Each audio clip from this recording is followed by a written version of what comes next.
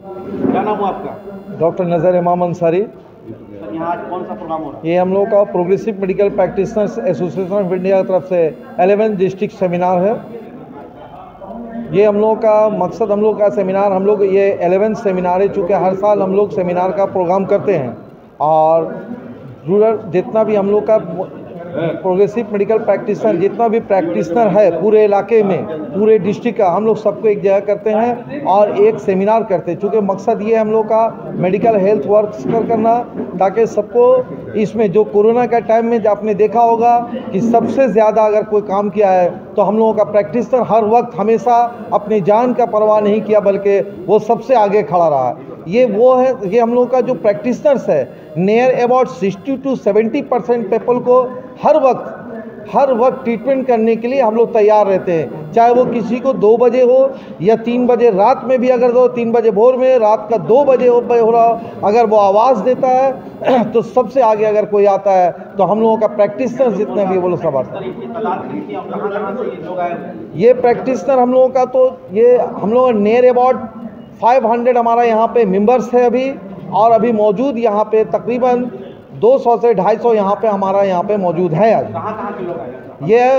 ये हमारे पूरे पश्चिम बर्धमान डिस्ट्रिक्ट का ये है, जिसमें लेकिन कुछ गिरिडीह से भी आए हुए हैं, कुछ धनबाद से भी आए हुए हैं।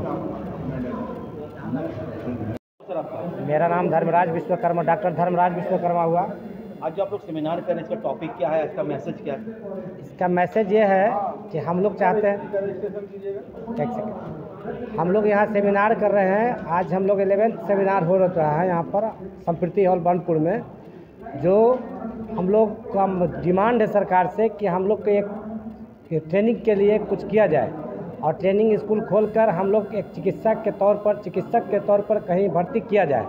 और ये हम लोग का डिमांड है पूरे प्रैक्टिशनर का। कोरोना के टाइम में भी हम लोग बहुत ही हेल्प किए पूरे मरीज़ को, जिसके लेकर आज तक हम लोग पूरे आसनसोल म्युनिसिपल कॉरपोरेशन में हमारे विधान उपाध्याय भी हम लोग को सराहना किए हैं। ये प्रोग्राम हो गया है PMPAI का, progressive medical practitioners association of India. हम लोग का ये प्रोग्राम जो है वो रूरल डॉक्टर्स को लेकर है, जो हम लोगों का मेडिकल का रीढ़ का हड्डी कह सकते हैं, क्योंकि जो डॉक्टर ऑलरेडी गवर्नमेंट का होता है वो सब जगह पहुंच नहीं पाता है। हाँ, 40 से 50% डॉक्टर को ये रूरल का जो डॉक्टर है वही लोग देखते हैं। उन्हीं का आज जो हो रहा है 11th कॉन्फ्रेंस, ये 11th कॉन्फ्रेंस में कलकत्ता के डॉक्टर्स भी आए हैं और मेन स्ट्रीम के डॉक्टर्स भी हम लोगों को ये सपोर्ट देते हैं ताकि हम लोगों का मेडिकल सिस्टम जो है वो स्ट्रॉन्ग बने और सबको हेल्थ का सुविधा मिल सके। आज जो प्रोग्राम कर रहे हैं, आपका क्या इशू, क्या डिमांड? आज हम लोगों का प्रोग्राम जो है उसमें इशू ये है कि गवर्नमेंट हम लोग की तरफ थोड़ा सा अच्छे से पेश आए, ताकि हम लोग का जो कभी प्रॉब्लम आता है प्रशासन की तरफ से, उस तरह का प्रॉब्लम ना हो, और हम लोगों का जो डॉक्टर है उन लोगों को सही तरह से प्रशिक्षण मिले ताकि वो आगे। क्या प्रॉब्लम आता है? क्या प्रॉब्लम आता है कि कभी प्रशासन से पूछा जाता है कि क्यों कर रहे हैं, क्या आप लोगों के पास क्या सर्टिफिकेट है, क्योंकि मेन स्ट्रीम डॉक्टर की तरह हम लोगों को तो ट्रीटमेंट नहीं मिलता है ना। तो इसलिए हम लोग चाहते हैं कि गवर्नमेंट हम लोगों को वो ट्रीटमेंट दे। हम ये नहीं कह रहे कि हम लोग को मेन स्ट्रीम डॉक्टर बना दे, लेकिन इतना तो हम लोगों को दे कि ताकि हम लोग सीना ठोक के डॉक्टरी कर सकें और मेडिकल सिस्टम और हेल्थ को और आगे बढ़ा सकें। अभी कितने डॉक्टर हैं हमारे आसनसोल में? आसनसोल में कितना होगा, उसके ऊपर ही होगा, हाँ प्लस होगा। और संगठन में लगभग 70% हम लोग का जुड़ा हुआ है, अभी भी बहुत सारे जुड़ने बाकी है। তাদের বলছি যে আপনার চিকিৎসা করে লাভ হবে না, কারণ এর জন্য যে ইনজেকশন আছে পেনিসিলিন, তখন আমেরিকার মতো জায়গায় পেনিসিলিন আমি সেখানে চাইনা তখন আমরা বাঁচাতে পারবে না। এই দিনে ইনচার্জ যে ডক্টর মারবান নেই, তিনি আমার ছুটিতে মানবতা বলছে, আমি আন্দোলন করেছি।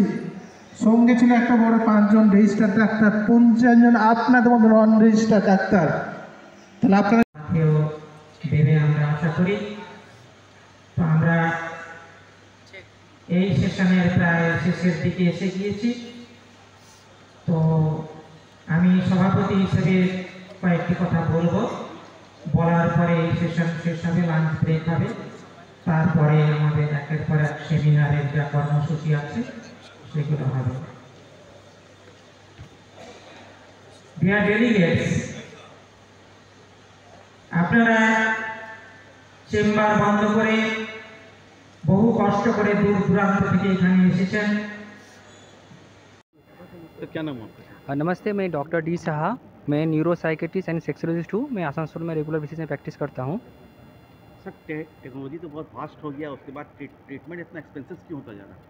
एक्चुअली देखिए, आजकल हमारे जो प्रॉब्लम्स है कि पहले के ज़माने में हम लोग बहुत बीमारी को इग्नोर कर देते थे। एक्चुअली कि हम लोग बहुत ही नेट के माध्यम से हम लोग छोटी छोटी चीज़ों को हम लोग पहले से आइडेंटिफाई कर लेते हैं और लोगों के अंदर इतना जिज्ञासा बढ़ गए हैं। लोग पहले जैसे कोई हेडेक होने पर हम लोग डॉक्टर का दवाई खाकर शांत हो जाते हैं, लेकिन आजकल विकिपीडिया के ज़माने में हम लोग बोलते हैं ट्यूमर तो नहीं है, सीटी स्कैन कराइए। इसी तरह टेस्टिंग का जो खर्चा आजकल बढ़ गया है, इसीलिए हमारा वो एक्सपेंस ट्रीटमेंट का बढ़ गया है। लोगों का जिज्ञासा, लोगों के अंदर डर खौफ बैठ गया है। हमको तो ख़राब बीमारी नहीं, आप हेडेक बोल के सर्च करेंगे, बोलेगा आप ब्रेन ट्यूमर है, गूगल सर्च, गूगल के, इसीलिए हम लोग का समस्या। सर इन दिनों तक डिप्रेशन एक बहुत बड़ी इशू है, अगर जिन लोगों को डिप्रेशन हो जाए उसके लिए क्या आपके लिए सजेशन है? हाँ देखिए, डिप्रेशन को पहले पहचानिए कि डिप्रेशन सामान्य मन खराब नहीं है। ये होता है कि 2 हफ्ता से अधिक किसी को अकारण मन में उदासी, नींद नहीं आना या गुस्सा आना, उसका खान पान में चेंज हो जाना, इसी को हम लोग डिप्रेशन करते हैं। जो क्राइटेरिया है 2 हफ्ता और अचानक से विदाउट एनी कारण। पहला चीज़ है कि आप डिप्रेशन होने पर आपके परिवार के लोग, आपके दोस्त आपको डिप्रेशन से निकालने के लिए आपके सहायता कर सकते हैं। इसके बाद भी देख रहे हैं कि आपकी नींद या आपके मूड ठीक नहीं हो रहा, तो तुरंत आपको किसी भी स्वास्थ्य कर्मी को दिखाना चाहिए। सर कहा यह जा रहा है कि डेवलपमेंट हम लोग कर गए हैं, टेक्नोलॉजी बहुत फास्ट हो गई है, हम लोग बहुत तरक्की याफ्ता हो गए, लेकिन न्यू नेशन की जो खुदकशी की जो रेशियो वो बढ़ रही है, लोग सुसाइड ज़्यादा कर रहे हैं, इसकी क्या वजूहत आप मानते हैं? देखिए, पहला चीज़ है कि हम लोगों का एक्सपेक्टेशन बहुत बढ़ गया है। हम लोग जो अपने एक्सपेक्टेशन को मैंने हाइटन करती है, हम लोग एक्सपेक्टेशन मीट नहीं कर पा रहे, इसी कारण से हम लोगों के मन में हीन भावना बहुत बढ़ गई है और लोगों के अंदर सेटिस्फेक्शन का लेवल कम गया है और लोगों के अंदर डिप्रेशन, एंजाइटी और एडिक्शन की मात्रा बहुत बढ़ गई है। इसी लोग आज ये ख़राब स्टेप ले रहे हैं। सर आप एक अच्छे डॉक्टर हैं, अपने बिहेव की वजह कर आप जाने जाते हैं, जो लोग ज़िंदगी में मायूस हो गए हैं उनके लिए क्या मैसेज है? देखिए, पहला है कि लोगों के साथ संबंध बनाए रखिए, आपके दोस्त, आपके परिवार के साथ समय बिताइए, खान पान को अच्छा से करिए, एक शारीरिक जो व्यायाम है, व्यायाम का ज़रूरत है और एडिक्शन, किसी प्रकार का एडिक्शन से दूर रहिए। और सबसे बड़ी बात है कि मन की शांति बरकरार रखने के लिए मेडिटेशन हफ्ते में 5 दिन हो, मेडिटेशन का सहायता लीजिए। धन्यवाद। अच्छा ठीक है सर, आप यहाँ भी बैठते हैं ना? हाँ हाँ हाँ।